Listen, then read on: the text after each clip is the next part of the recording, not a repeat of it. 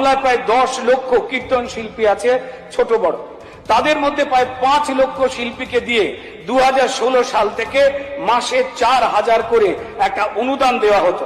তাদের কাজ ছিল আগের সরকার এবং আগের মুখ্যমন্ত্রীর গুণগান করা পথে ঘাটে ঘুরে। মজার কথা, এই 5 লাখের মধ্যে 2.5 লাখ শিল্পী ছিল ভুয়ো শিল্পী, এবং তারা ছিল এর আগের সরকারের তৃণমূল কর্মী।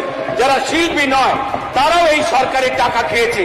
আমি জানি না আমাদের এই সদনে ওদিকে সেই শিল্পীদের মধ্যে কেউ কেউ বসে আছেন কিনা, হিসাবটা দিই কত টাকা চুরি হয়েছে। চলে গেছে 2.5 লাখ ইন্টু 1 মাসে যদি 4,000 করে হয়, তো তাহলে 10 কোটি টাকা মাসে, মানে 120 কোটি টাকা বছরে। আর 2016 সাল থেকে 2026 সালে যদি এই চুরি ধরা হয়, তাহলে 1200 কোটি টাকার ভুয়ো শিল্পীর নাম করে শুধুমাত্র কীর্তন শিল্পীদের কাছ থেকে চুরি করা হয়েছে। বা ভেবে